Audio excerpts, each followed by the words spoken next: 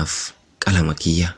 Maalummaa qalamaa kan ittiin barreessee guyyaa tokko ittiin gammade, kan yaada isaa ittiin ibsatee firii yaada isaa kitaabaan qaqqabsiisetu beeka.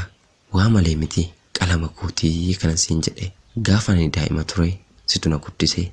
Osoo furrii funyaan irraa qabu hin tuffatin funyaan irraa naa xooftee daa'imummaa koo osoo hin dhufkatiin uffata akkan uffadhu kan na taasise siidha.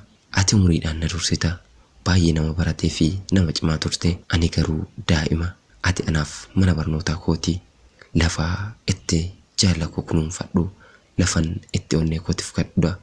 Dhugaa dubbachuuf taanaan ati yoomiyyuu nama ani dagachuu hin dandeenyedha. Kanaaf ati qalama koo yoomiyyuu hin kuune, yeroo hundaa murkisudha. Nagaas hin daganne.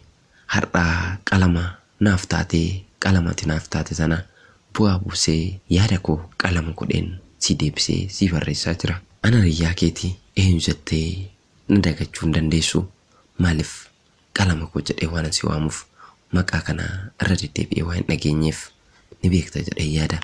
Ana riyyaa kee baay'ee si yaadattuuf baay'ee si araaddu yoomiyyuu sirraa fagaachuu kan hin dandeenye.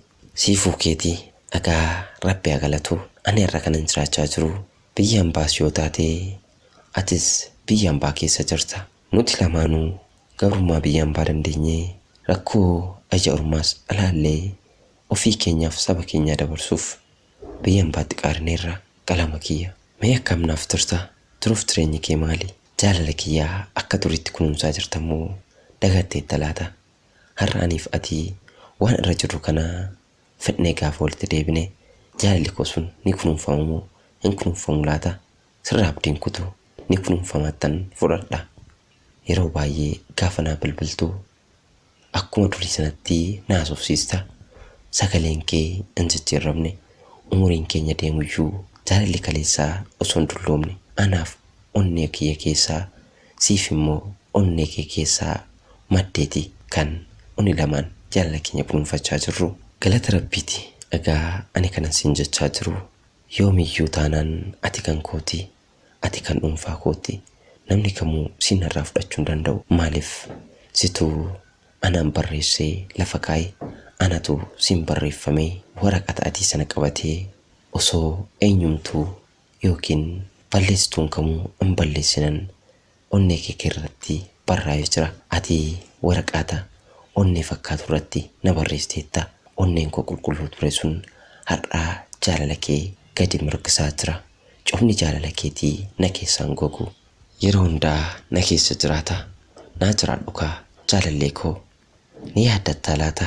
Gaafa jalqabaa ani guddadhee si waliin jaalala eegalu akkamitti barattuu isaa jaalataa jedhanii namoonni baay'een si tuffachaa turani. Anaanis namni kun umriidhaan si hingitu si dursaatii hin jaalatin jedhanii natti roorsaa fi na doorsaa turani. Dhiironni garagaraas gaaffii jaalalaa dhiyeessaniyyuu ati gorsaa fi qalama irratti barreessiteen na injifattee kan dhuunfaa kee na godhatteetta. Har'as ani kan keeti. Ati yeroo sanatti barsiisaa koo cimaa turte. Dhugaadha yoomiyyuu hin dagadhu. Wanta ati na barsiiste sana har'allee irra deebiitii barsiisuu sunaan jedhanii akkuma ati barsiiste sanatti waan an barsiisu na fakkaata. Ati barsiisaa saayinsii qofa miti, barsiisaa jaalalaati. Jaalalaa ati na jaalattu namoota hedduudhaaf fakkeenya ture. Gaafa ati na qabattee magaalaa keessa na bashannansiistu, gaafa ati magaalaa keessa harka na qabattee na bashannansiistu hedduun namoota nutti naafu turani. Egaa yaa qalama kiyya, qalama yoomuu na jalaan guune, yoomuu naa mirkisuu fi yoomuu akka aannanii anatti jaalalli isaa roobu. Ati akkamiree siin jaalalleedha siin hin jedhu. Ati anaaf waan hunda kiyya.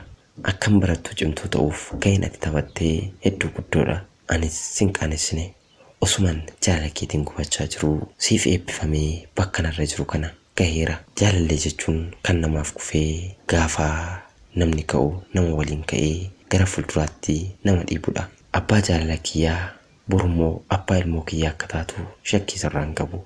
Egaa sagalee kiyya kanaa gaarreeniif dambaliiwwan hagam dheeratanis hagam fagaatanis sagalee kiyya kana ittisanii akkasiin geenye dhorkuu hin danda'anii abdiin qaba.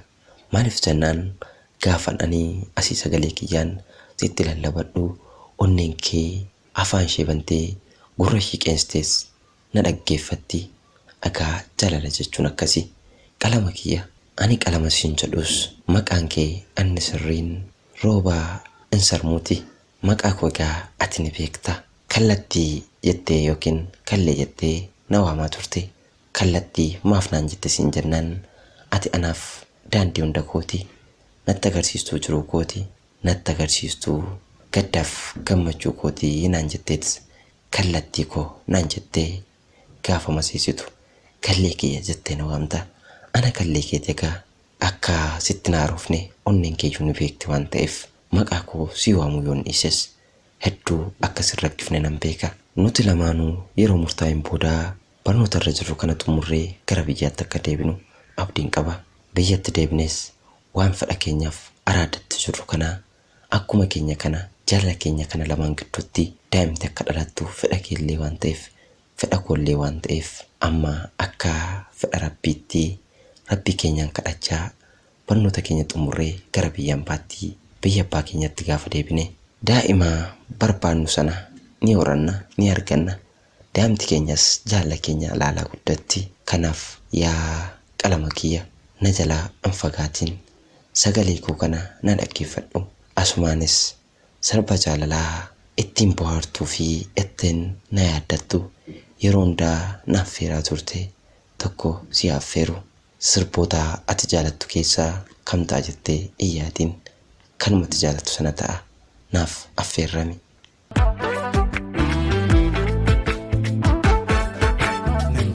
Fadaanan yaafadhaa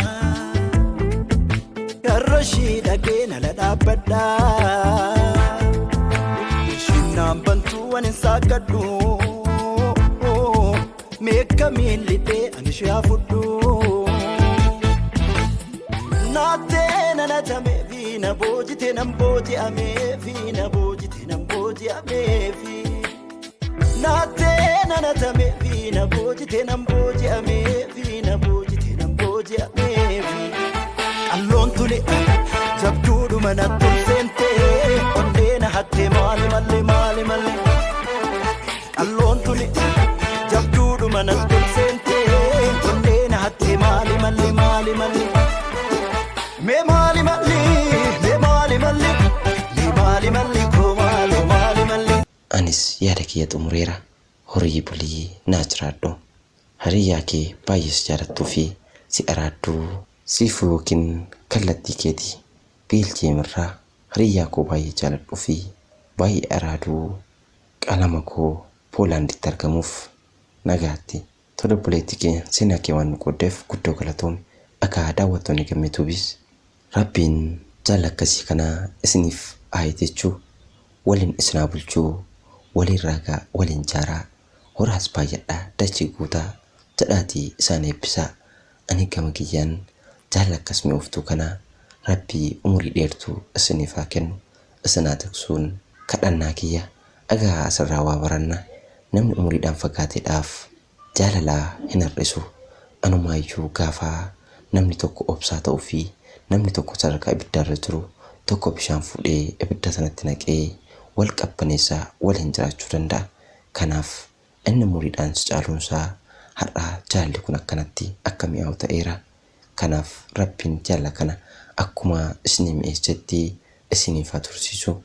Egaa daawwattoonni gammeetuubii yaada kana sheer waliif godhaatii wal dhaqqabsiisaa.